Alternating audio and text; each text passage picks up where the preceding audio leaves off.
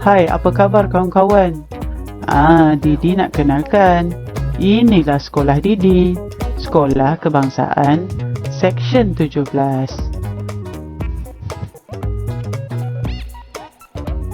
Baiklah kawan-kawan, pada video yang lepas, Didi dan Lisa telah terangkan peraturan sekolah bahagian A. Hari ini Didi dan Lisa nak sambung terangkan tentang bahagian B dan C pula. Okey, jom kawan-kawan, kita tengok apa peraturan dan apa yang ingin disampaikan seterusnya. Baiklah kawan-kawan, kita sambung tentang bahagian B, waktu persekolahan biasa. Ini maksudnya waktu persekolahan yang dipaparkan ini adalah waktu persekolahan biasa dan tidak termasuk dalam PKP. Baiklah, kita tengok pada sesi pagi di sekolah Didi. Pada hari Isnin, waktu pembelajarannya adalah bermula dari jam 7.30 pagi hingga 12.50 tengah hari. Ini adalah untuk tahun 1, 4, 5 dan 6. Bagi hari Selasa hingga Khamis, murid-murid tahun 1 akan masuk pukul 7.30 pagi hingga 12.20 tengah hari, dan 7.30 pagi hingga 12.50 tengah hari untuk tahun 4, 5 dan 6. Manakala pada hari Jumaat, tahun 1, tahun 4, tahun 5 dan tahun 6 akan masuk pada jam 7.30 pagi sehingga jam 11.50 pagi. Setiap hari loceng akan dibunyikan pada jam 7.20 pagi untuk perhimpunan pagi. Semua murid mesti berada di kawasan sekolah sebelum loceng berbunyi. Begitulah untuk sesi pagi pada persekolahan biasa. Sekarang kita tengok pula waktu persekolahan bagi kawan-kawan Didi yang di sesi petang. Baik, untuk sesi petang, pada hari Isnin, waktu pembelajaran akan bermula pada jam 1 petang hingga 6 petang untuk murid-murid tahun 2 dan 3. Manakala hari Selasa hingga hari Khamis, murid-murid tahun 2 dan tahun 3 akan masuk ke sekolah pada jam 1 petang hingga 5.30 petang. Bagi hari Jumaat, kawan-kawan di sesi petang akan masuk pada jam 2 petang hinggalah 6 petang. Ini untuk tahun 2 dan 3 lah di sesi petang, kerana di sekolah Didi untuk sesi petang ni hanyalah untuk murid tahun 2 dan tahun 3. Loceng akan dibunyikan pada jam 12.50 tengah hari untuk perhimpunan pada hari Isnin hingga hari Khamis, dan 1.50 petang pada hari Jumaat. Semua murid mesti berada di kawasan sekolah sebelum loceng berbunyi. Sekarang kita lihat pula waktu aktiviti co-curriculum. Biasanya di sekolah Didi, hari co-curriculum adalah pada hari Rabu. Murid-murid yang terlibat hanyalah murid-murid tahun 4, 5 dan 6. Waktu co-curriculum ini berlangsung ialah dari jam 1.30 petang hingga jam 3.30 petang. Sekarang kita lihat pula jadual waktu persekolahan bagi murid-murid sesi pagi semasa PKP. Hari Isnin hingga hari Khamis tahun 1 akan masuk ke sekolah pada jam 7.30 pagi dan mereka akan pulang pada jam 12 tengah hari.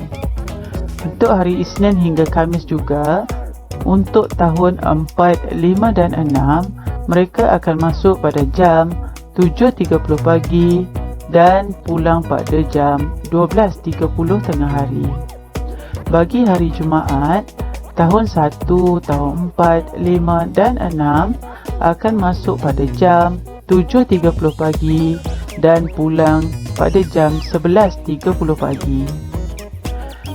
Loceng akan dibunyikan pada 7.20 pagi untuk perhimpunan pagi. Semua murid mesti berada di kawasan sekolah sebelum loceng berbunyi. Okey, ini adalah rutin setiap hari di sekolah Didi. Okey, bagi sesi pagi. Sekarang kita tengok pula jadual waktu persekolahan untuk sesi petang semasa PKP ini. Baik, bagi sesi petang, okey, pada hari Isnin hingga Khamis, tahun 2 dan tahun 3 akan masuk pada jam 1 petang hingga 5.30 petang. Manakala pada hari Jumaat, murid-murid tahun 2 dan 3 akan masuk pada jam 2 petang hingga jam 5.30 petang. Loceng akan dibunyikan pada jam 12.50 tengah hari untuk perhimpunan pada hari Isnin hingga hari Khamis, dan pada hari Jumaat, loceng akan dibunyikan pada jam 1.50 petang untuk murid-murid berkumpul sebelum masuk ke dalam kelas. Jadi semua murid mesti berada di kawasan sekolah sebelum loceng berbunyi. Sekarang kita lihat pula jadual waktu bagi aktiviti co-curriculum. Jadual waktunya adalah pada hari Rabu untuk tahun 4, 5 dan 6. Masanya ialah 1.30 petang hingga 3.30 petang.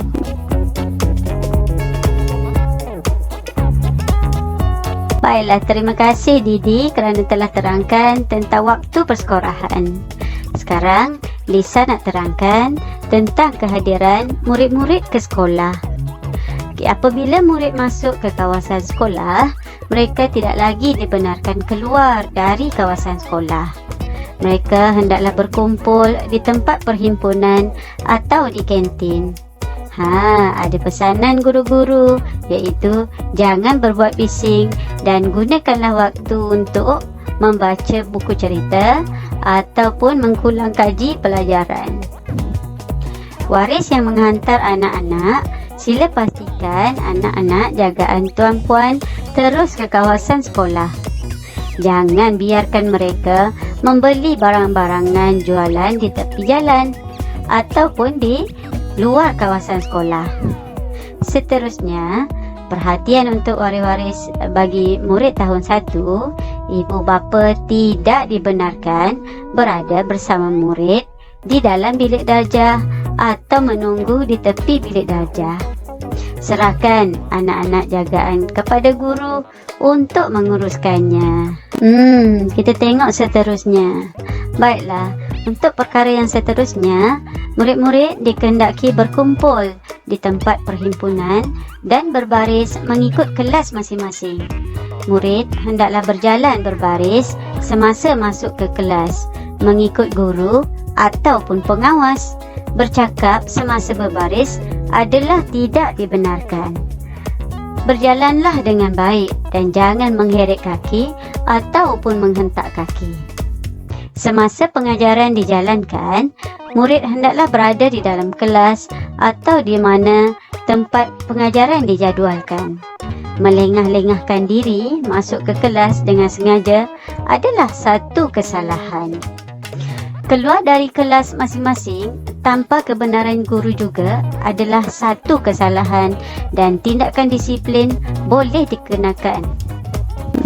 Seterusnya tentang kehadiran mengikut masa yang telah ditetapkan bagi latihan olahraga, sukan, perjumpaan persatuan, kelab dan sebagainya adalah wajib. Murid dilarang memasuki atau berada di kawasan sekolah tanpa kebenaran mulai pukul 7 malam hingga pukul 6 pagi keesokannya. Pada hari-hari cuti am, murid-murid tidak dibenarkan masuk ke kawasan sekolah tanpa kebenaran. Aktiviti gerak kerja co-curriculum yang ingin diadakan pada waktu malam hendaklah mendapat keizinan guru besar terlebih dahulu. Murid yang sampai di sekolah selepas masa yang ditetapkan adalah dianggap lewat dan tindakan sewajarnya akan diambil. Jadi, kawan-kawan mestilah patuh kepada masa yang telah ditetapkan. Seterusnya, Lisa akan terangkan tentang tidak hadir ke sekolah. Kehadiran ke sekolah pada hari-hari persekolahan adalah wajib. Murid yang tidak hadir kerana sakit atau sesuatu tempat tertentu dikehendaki pertama, memberitahu pihak sekolah melalui guru kelas dengan segera, dan yang kedua, membawa bersama surat akuan doktor atau surat kebenaran, iaitu pemakluman daripada ibu bapa atau penjaga apabila hadir semula ke sekolah. Macam kawan kita ni dah nak naik bas, nak bawa surat ke sekolah, tiba-tiba tertinggal bas pula. Kesian betul dia. Nak buat macam mana ya? Bertabahlah kalau dah jadi macam ni.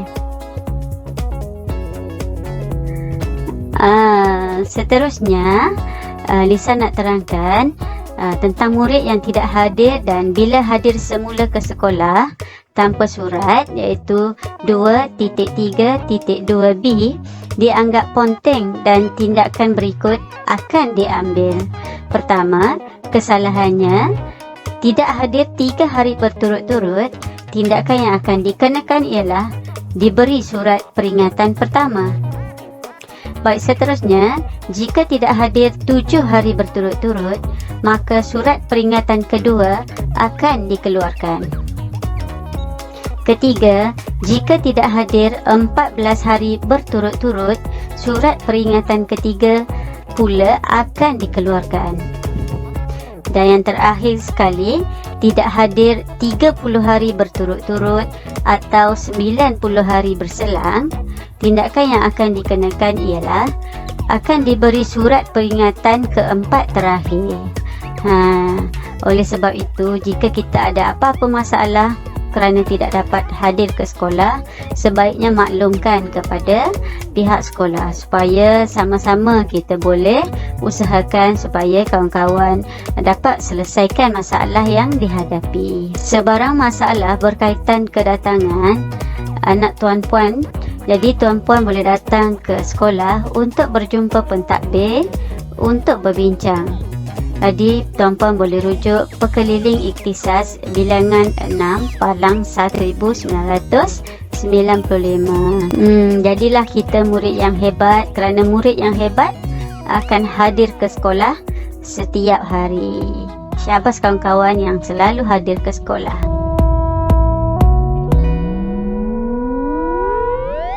Baiklah, perkara seterusnya yang akan Lisa terangkan ialah mengenai meninggalkan sekolah semasa persekolahan. Hanya ibu bapa atau waris sahaja yang dibenarkan untuk mengambil anak jagaan. Ibu bapa hendaklah berjumpa sama ada dengan guru besar, penolong kanan ataupun penyelia petang. Butir-butir murid dan orang yang hendak membawa balik tersebut serta alasan membawa balik hendaklah ditulis dalam buku rekod di pejabat dan ditandatangani oleh ibu bapa ataupun waris.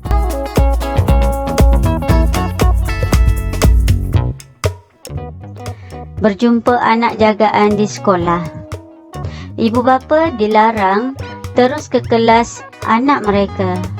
Ibu bapa hendaklah mendapatkan kebenaran bertulis sama ada daripada guru besar, penolong kanan, penyelia petang ataupun pihak pejabat. Selepas mendapat kebenaran tersebut, barulah ibu bapa boleh berurusan dengan anak di kelas.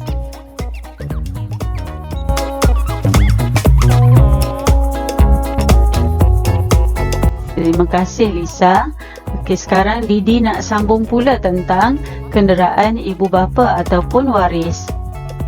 Tidak dibenarkan kenderaan ibu bapa ataupun waris masuk ke dalam kawasan sekolah untuk menghantar atau mengambil murid balik kecuali hujan lebat. Kenderaan yang menghantar dan menjemput tidak dibenarkan berhenti di pintu pagar utama, tetapi boleh menurun dan menanti pelajar di hadapan pintu kecil jalan berbumbung di kantin. Kita tengok kawan kita ni, seronok dia dapat ke sekolah.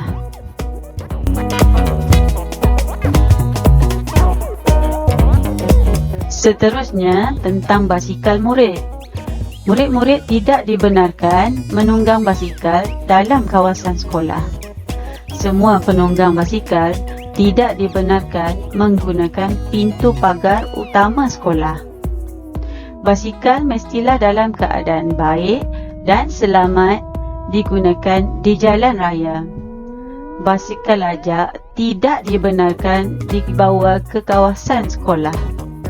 Basikal hendaklah disusun di tempat yang ditetapkan dengan teratur dan berkunci. Sekolah tidak akan bertanggungjawab ke atas sebarang kehilangan, kecurian, kerosakan basikal dan alat-alat basikal.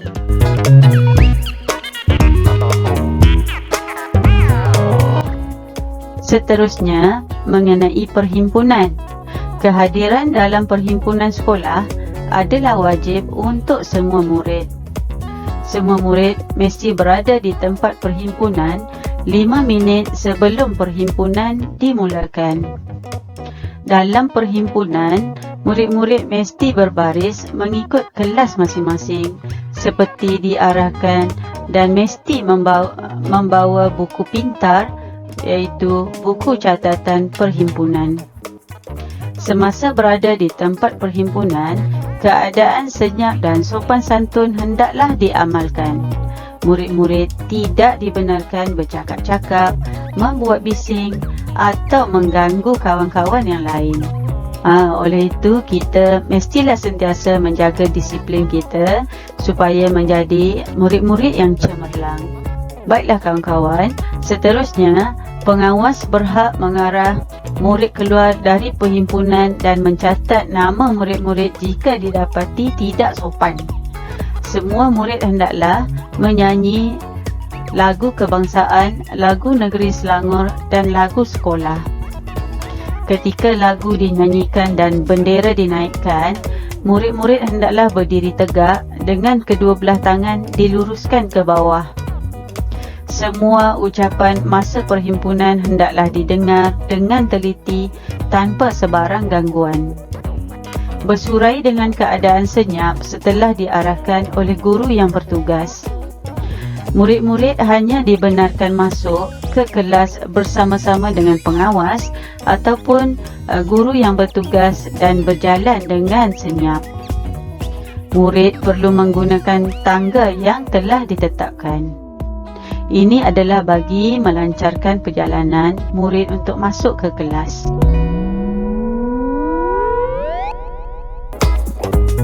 Seterusnya ialah tentang waktu pembelajaran. Semua murid mesti berada di dalam kelas masing-masing pada waktu belajar mengikut jadual waktu kelas. Semua murid hendaklah membawa buku mengikut jadual waktu kelas. Murid-murid hendaklah membeli dan mempunyai buku-buku teks dan rampaian yang diperlukan. Murid-murid tidak dibenarkan meninggalkan kelas sewaktu pelajaran berjalan kecuali atas urusan penting. Murid yang perlu keluar kelas perlu mendapatkan kebenaran guru yang mengajar dan memakai pas keluar. Murid juga perlu menjaga buku teks dengan baik dan buku teks yang hilang hendaklah diganti dengan buku yang baharu. Jadi kita kenalah jaga buku teks kita kerana buku teks ni adalah buku pinjaman dan akan digunakan oleh adik-adik kita juga. Jika kita jaga buku teks dengan baik, maka semua orang yang menggunakan buku teks yang sama akan dapat belajar dengan selesa. Dan jika kita membalut buku-buku teks kita, jangka hayat buku teks kita akan lebih panjang dan dapat digunakan dengan lebih berkesan. Seterusnya, Murid-murid hendaklah bangun setiap kali guru masuk ke dalam kelas dan memberi ucapan Assalamualaikum, selamat pagi, selamat tengah hari, selamat petang, ucapan terima kasih cikgu dan selamat pulang cikgu selepas seorang guru keluar dari kelas. Semasa ketiadaan guru, murid-murid hendaklah diam atau belajar sendiri. Ketua kelas, penolong bertanggungjawab untuk mengawasi kelas dan segera memberitahu guru yang sepatutnya masuk ke dalam kelas, iaitu selepas 5 minit waktu belajar bermula. Duduk di kerusi dengan keempat-empat kaki di atas lantai dan duduklah dengan mencondongkan kerusi adalah dilarang, kerana ini akan menyebabkan kawan-kawan terjatuh dan boleh mengakibatkan kecederaan. Letakkan beg-beg di atas lantai dan bukan di atas kerusi untuk keselesaan semasa duduk. Kawan-kawan kena ingat, kita hendaklah meletakkan beg kita dengan cermat, kerana kadang-kadang di dalam beg kita ada buku-buku agama dan buku ini kenalah dijaga dengan baik supaya tidak dipijak oleh kawan-kawan yang lain. Seterusnya, berlari-lari atau berkejar-kejaran di dalam kelas atau kaki lima bangunan adalah satu kesalahan besar.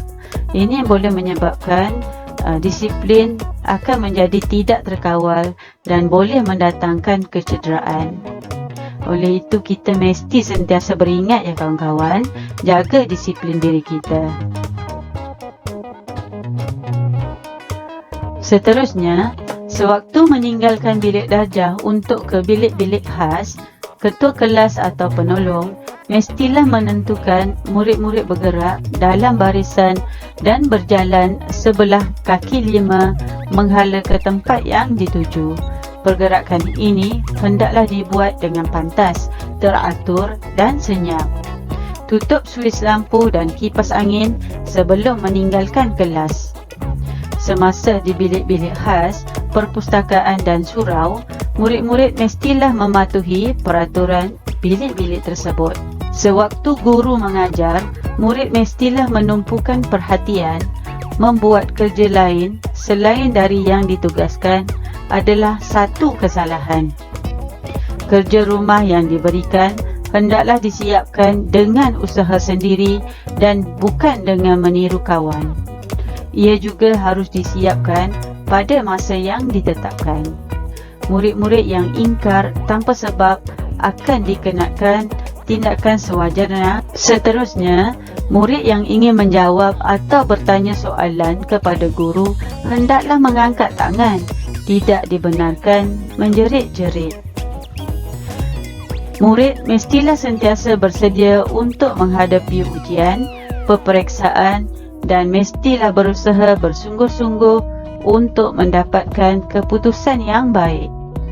Murid dilarang menggunakan telefon awam semasa dalam pembelajaran, melainkan ada hal-hal penting dan dengan kebenaran guru.